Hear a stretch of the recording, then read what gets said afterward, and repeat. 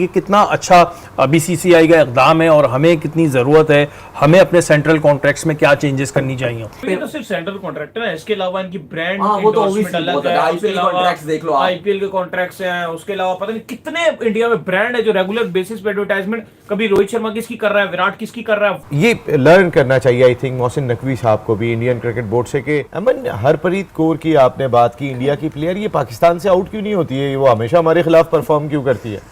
देखें, हरमनप्रीत कौर बहुत अच्छी प्लेयर हैं, उनकी ज़्यादातर जो पाकिस्तान के अगेंस्ट अच्छी आपके खिलाफ तो बहुत खतरनाक नहीं है वो। नहीं, इंडियन प्लेयर्स बहुत अच्छा खेलती हैं और हमारा तो हमारी वाली अच्छा नहीं खेलती, इतना अच्छा नहीं है। हमारी वाली अच्छा नहीं खेलती, हम अच्छा खेलते हैं, लेकिन इंडिया से अगर हम अपने आप को on a serious note compare करें तो हम उनसे काफ़ी पीछे हैं। नहीं हम आगे नहीं हम आगे। दोस्त कह रहे जी पाकिस्तान में कितनी मिलती है प्लेयर्स को, तभी नहीं पूछते तो अच्छा था वैसे। जाहिर है कि अब कंपैरिजन तो अब इंडिया तो सबसे ज्यादा पैसे देता है अपनी प्लेयर्स को, अब सबसे रिचेस्ट बोर्ड है तो उसका मुकाबला तो नहीं हो सकता। जो ग्रेड A+ है, रोहित शर्मा कप्तान, विराट कोहली, जसप्रीत बुमराह, रविंद्र जडेजा, अली साहब, तकरीबन पाकिस्तानी रुपीस में कहा जा रहा है 24 से 25 करोड़ रुपया मिलेगा।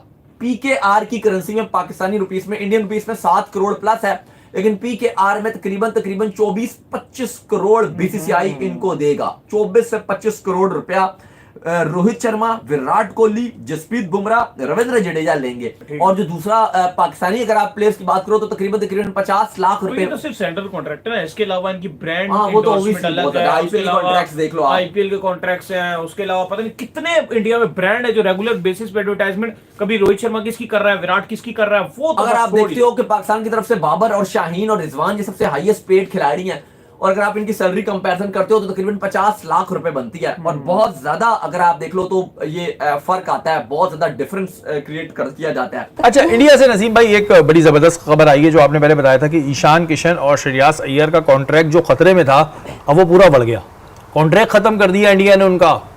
This is what BCCI is. मैंने कहा ना कि वो अपने बच्चों की तरह डील करते हैं, उनके तमाम मसाइल का ख्याल करते हैं, लेकिन अगर बच्चे खुद को स्टार समझ ओवर हो जाए तो फिर उन्हें कंट्रोल करना भी आता है। और ये लर्न करना चाहिए आई थिंक मोहसिन नकवी साहब को भी, इंडियन क्रिकेट बोर्ड से, कि सिर्फ एक रणजी ट्रॉफी का मैच नहीं खेल रहा था, वो सब खेल रहे थे। और उन्होंने जो जवाब दिया था, अगर हमारे यहाँ पे वो जवाब दिया जाता तो काबिल कबूल हो जाता। उन्होंने कहा कि मैं IPL की चूंकि तैयारी कर रहा हूँ, इस राउंड मैच का कोई इतना ज़्यादा फायदा दिखाई नहीं दे रहा है और मेरे कंधे में भी थोड़ी सी तकलीफ है। उन्होंने कहा अच्छा आप कंधा संभालें आप अपना। सेंट्रल कॉन्ट्रैक्ट से दोनों को बाहर कर दिया। ये पैगाम कहीं ना कहीं हमें देने पड़ेगे जिस और वो इन्होंने श्रेयस अय्यर और ईशान किशन ने कंधों के चक्कर में अब सर पकड़ा हुआ है, उनके कंधों में दर्द था, अब सर में हो गया होगा। सेंट्रल कॉन्ट्रैक्ट जो है खत्म हो गया। इवन सेंट्रल कॉन्ट्रैक्ट आपने उनका पढ़ा है कुछ, इसके बारे में है आपको कि ये कितना अच्छा BCCI का इकदाम है और हमें कितनी ज़रूरत है, हमें अपने सेंट्रल कॉन्ट्रैक्ट्स में क्या चेंजेस करनी चाहिए। बिल्कुल, मैं आज एक आर्टिकल पढ़ रही थी, लेकिन इंडिया का जब मैं कॉन्ट्रैक्ट पढ़ रही थी तो उसमें एक बहुत अच्छी बात ये थी कि उनके जो यंगस्टर्स आते हैं उनके पास एक सर्टेन क्वांटिटी है कि अगर वो 3 ODI खेलेंगे, 3 टेस्ट खेलेंगे तो वो ऑटोमेटिकली एक कॉन्ट्रैक्ट में आ जाएंगे। लेकिन हमारे पास मैंने ये देखा है कि हमारे प्लेयर जो टीम में होते हैं वो कॉन्ट्रैक्ट में नहीं होते, जो कॉन्ट्रैक्ट में होते हैं वो टीम में नहीं होते। तो ये कैलकुलेशन थोड़ी समझ नहीं आती। अच्छा, मतलब टीम कॉन्ट्रैक्ट है लेकिन टीम में इनको चांस नहीं मिल रहा होगा। बिल्कुल नसीम भाई, ये क्या चीज़ है कि टीम में है लेकिन वो कॉन्ट्रैक्ट में टीम में चांस नहीं मिला। अमन ने बिल्कुल सही बात की है कि अब मोस्टली हमने देखा कि आप सेंट्रल कॉन्ट्रैक्ट में जो प्लेयर होते हैं वो रिजर्व में भी नहीं होते हैं, वो टीम में भी नहीं होते, और उसके बाद आप बाहर से खिलाड़ी लेकर आ रहे होते हैं। अगर आप बाहर से खिलाड़ी लेकर आ रहे हैं तो जो इंडिया ने ऑप्शन रखा है कि जब आप सेंट्रल कॉन्ट्रैक्ट में नहीं है लेकिन आप इतने इंपॉर्टेंट बन गए अपनी परफॉर्मेंस की वजह से कि 3 ODI भी खेल रहे हैं और 3 टेस्ट भी खेल रहे हैं, तो उस सूरत में आपको C कैटेगरी का कॉन्ट्रैक्ट ऑटोमेटिकली मिल जाना चाहिए क्योंकि आप टीम की ज़रूरत बने। BCCI ने एक अच्छी मिसाल कायम की है, तो हमें भी ज़रूरत है कि कुछ इस तरह की मिसालें कायम करें हम। और लिटरली यार, ये जो PCB वाले छपड़ी है ना, इनको सीखना चाहिए कि BCCI ने किस तरह अपने टेस्ट क्रिकेटर्स को इज्जत दी है सेंट्रल कॉन्ट्रैक्ट में, क्योंकि इन घंटू ने हमेशा से पर्ची प्लेयरों को सेंट्रल कॉन्ट्रैक्ट दिया है। और हमारा तो सेंट्रल कॉन्ट्रैक्ट डिवीजन इतना ही होता है ना, जितना रणजी ट्रॉफी में किसी बार में जो है बाहर बैठे 12th मैन को पैसे मिलते हैं ना, उतने हमारे इधर सेंट्रल कॉन्ट्रैक्ट में एक कैटेगरी के प्लेयर्स को पैसे मिलते हैं। हम पैसे का मामले में आपको पता है पैसे ही बड़े नीचे हैं, लेकिन ये बात कर रहा हूं कि BCCI ने किस तरह टेस्ट क्रिकेट खेलने वाले लोगों को फोकियत दी है,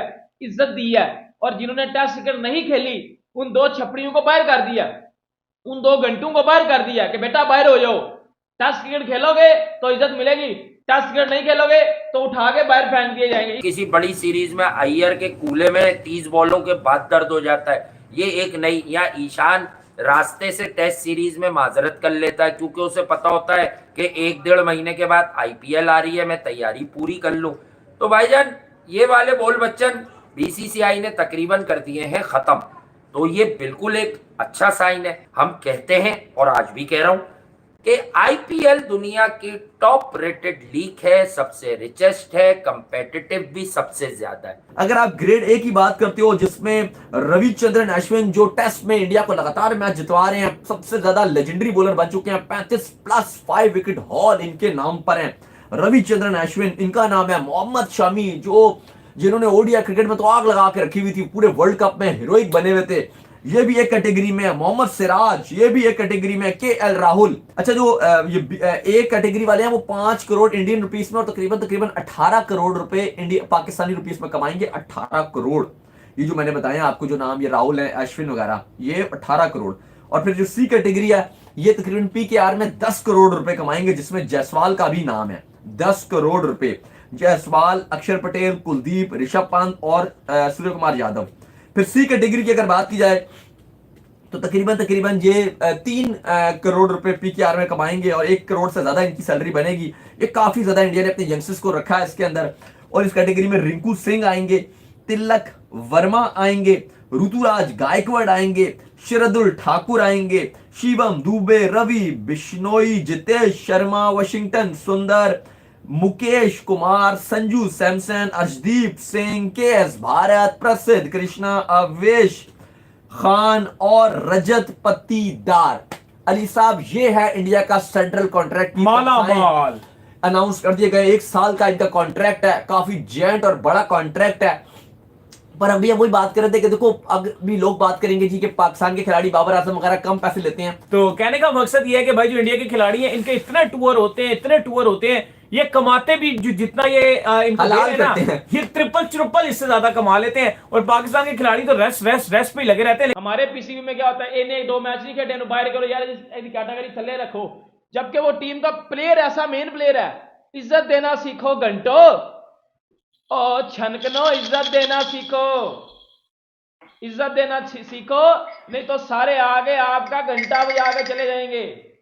सीख लो BCCI से कि किस तरह अपने सीनियर प्लेयर्स को इज्जत दी जाती है और किस तरह जो है वो छपरियों को बाहर निकाला जाता है। हमारे PCB में पता क्या होता है, किसी प्लेयर को इंजरी हो जाए ना तो वो 2 महीने बाद आके बताओ रहता है यार जब मुझे इंजरी होगी तो PCB ने मेरा साथ ही नहीं दिया, मैं अपने ऊपर खुद पैसे लगा के बाहर से जो अपना ट्रीटमेंट करवाता हूँ। हमारे तो ये है बाजे हैं, हमारे तो बाजे हैं, हमारे तो लोटे हैं हर जगह पे बैठे हुए। अभी पाकिस्तानी मीडिया की और वीडियोस मैं आपको यहाँ पर प्रोवाइड करवाऊंगा। तो सबसे पहले आपसे रिक्वेस्ट ये है, अगर ये वीडियो आपको पसंद आई है तो वीडियो को लाइक करें, शेयर करें और ऐसे ही पाकिस्तानी मीडिया के वीडियोस देखने के लिए हमारे चैनल को सब्सक्राइब करने के साथ साथ बेल आइकन को प्रेस करें। तो मिलते हैं आपसे नेक्स्ट वीडियो में, तब तक के लिए जय हिंद, वंदे मातरम।